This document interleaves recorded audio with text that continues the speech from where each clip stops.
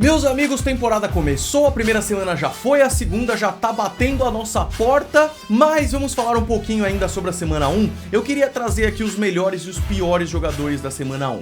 Importante, os melhores são de fato os maiores destaques que jogaram nessa semana 1.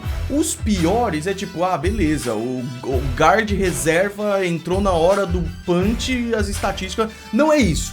É questão de expectativa, os caras que a gente esperam muito e não foram tão bem. Vocês sabem muito bem de quem eu tô falando. Gretão, roda essa vinheta maravilhosa e vamos!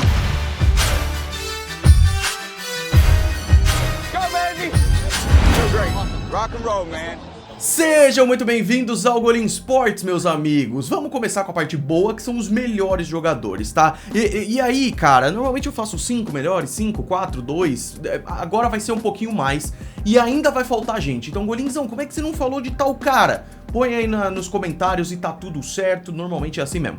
Melhores jogadores, eu já vou falar do melhor jogador pra mim dessa semana, porque é difícil comparar posições diferentes, mas, cara, o que esse cara fez é uma das coisas mais difíceis que tem para um jogador da posição dele fazer contra uma defesa boa. Chandler Jones, cara. O Chandler Jones, ele é maravilhoso, se lesionou ano passado e volta esse ano fazendo um jogo contra os Titans, cara. Uma boa defesa, uma defesa forte. E o Chandler Jones teve 2 fumbles forçados, 6 tackles e 5 sacks, cara. Sacou Ryan Tannehill 5 vezes. A defesa dos Cardinals foi inteira muito bem, mas o Chandler Jones merece esse destaque porque ele realmente voou. E, cara, é legal demais ver o J.J. Watt chegando e tirando um pouquinho da pressão dele, e aí ele voando ainda mais, mas o próprio J.J. Watt jogou muito bem. Caras da defesa dos Cardinals que eu tava curioso pra ver, como o Isaiah Simmons, melhor esse ano do que o ano passado, então gostei bastante. Jogador número 2, Jameis Winston. E como não? Como a gente não vai falar do Jameis Winston? Jameis Winston, desde que ele foi draftado em 2015, a gente sabe que ele é bom.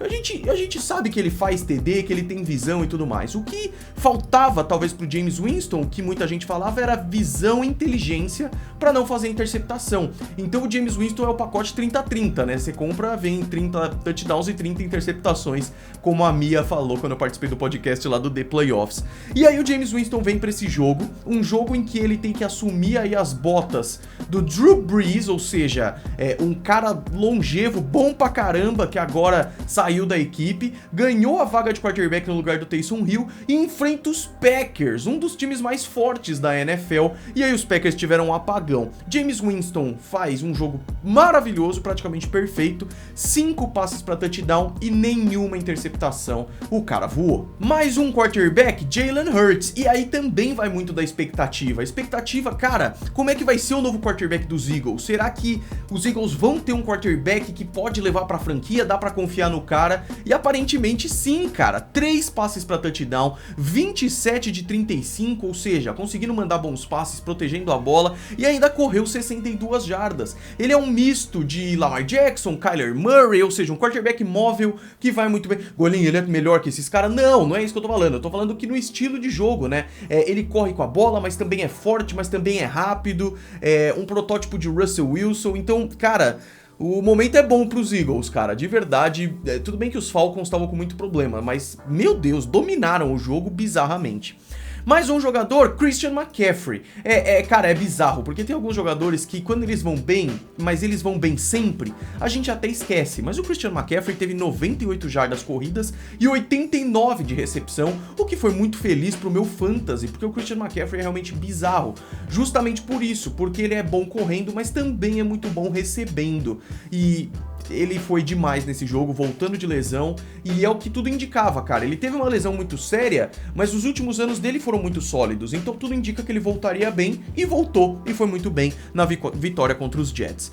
Russell Wilson, mais um quarterback, e não tem como eu não falar do Russell Wilson, porque ele, em estatísticas, teve o melhor rating de todos na primeira semana. Ele foi realmente inacreditável, com 4 passes para touchdown, sendo um deles um passe de 69 jardas pro menino Tyler Lockett. Ele teve nenhuma interceptação, 18 de 23, ou seja, os passes foram poucos, 23 passes é pouco. E quase todos com 18 bem-sucedidos. foi bem demais, cara. O Russell Wilson foi maravilhoso. Darren Waller, tight end dos Raiders, que parecia que não ia engrenar, estavam forçando muito passe pra ele, não tava dando tão certo, e aí na reta final do jogo e na prorrogação, o cara realmente mostrou que é ele. É ele, um dos melhores tight ends da NFL, e se não fosse o Travis Kelce, teria sido o melhor da liga essa semana. 105 jardas, um touchdown, e um dos alvos mais importantes, o alvo mais importante aí do ataque dos Raiders.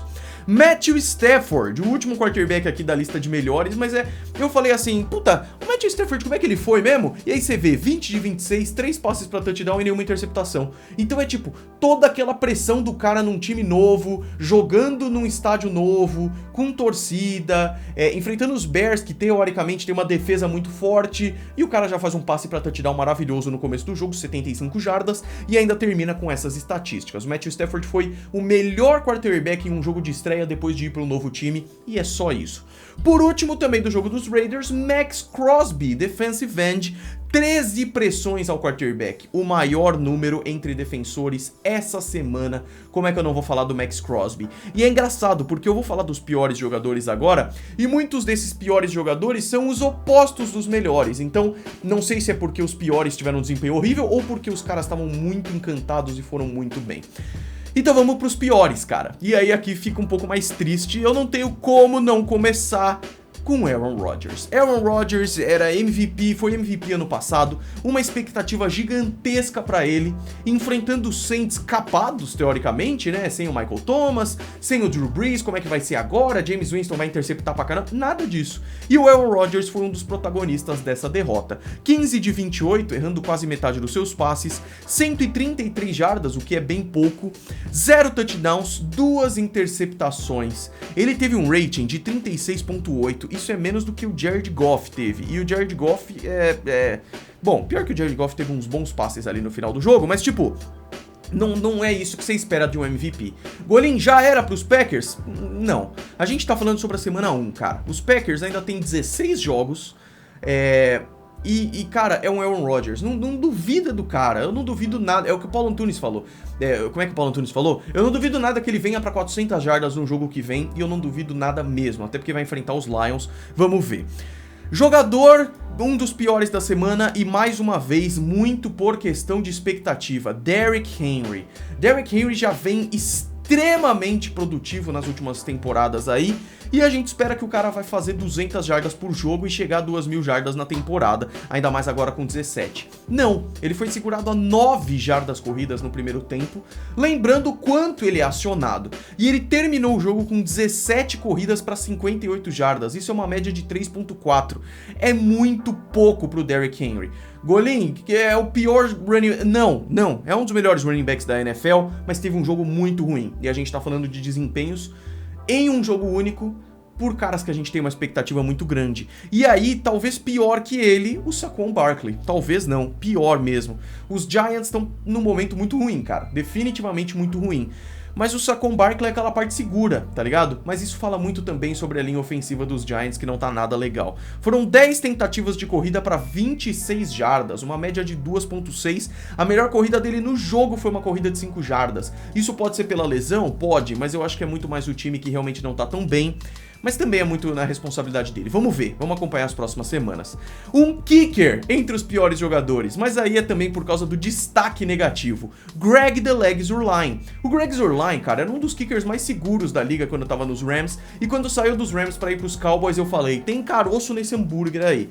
E realmente tinha. Ele não foi bem nesse jogo, enfrentando os Buccaneers. E é triste, cara, porque ele teve chutes certos e importantes, mas como o time não ganhou, é meio irrelevante assim, porque a derrota tira isso. E aí fica marcado os chutes do começo do jogo, que ele errou, chutes de 31 jardas, teve chute longo também, mas foi ruim, foi bem ruim. Micah Parsons, esse é triste pra eu falar, porque eu tenho uma expectativa muito grande nele. Ele também foi no jogo dos Cowboys contra os Buccaneers. O Micah Parsons tava perdidinho, cara. E tipo, ele pode só demorar pra se desenvolver e ele melhorar nos próximos jogos. Eu realmente acredito que vai ser isso, porque o cara era realmente impecável no college. Mas nesse jogo, analisando esse desempenho, perdidinho, cara. Perdeu o tackle, ficou de costa ali, perdidaço, então realmente foi meio triste porque a gente esperava. Vamos ver se tem evolução, porque na pré-temporada ele foi muito bem e é um cara que eu gosto demais. E por último, meus queridos torcedores dos Ravens, Alejandro Villanueva. Quando saiu dos Steelers, a galera falou, puta, mano, o cara era tão bom e agora vai estar na linha ofensiva dos Ravens, vai ser bom demais. E pode ser, mas nessa primeira semana, Alejandro Villanueva cedeu 13 pressões, é o que eu tava falando do contrário, né? Era ele que tava defendendo o Maxx Crosby, e foi muito triste, cara, foi muito triste. Então, se isso é uma queda de qualidade do Alejandro Villanueva, vai ser uma coisa difícil, mas vamos ver. Repito pela última vez, é o desempenho em jogo único. Quem faltou de destaque positivo e de destaque negativo, manda aí nos comentários, deixa o seu gostei, se inscreva, me siga nas redes sociais, golinsports.com.br, visita lá, a gente se vê no próximo vídeo, um grande abraço, foi!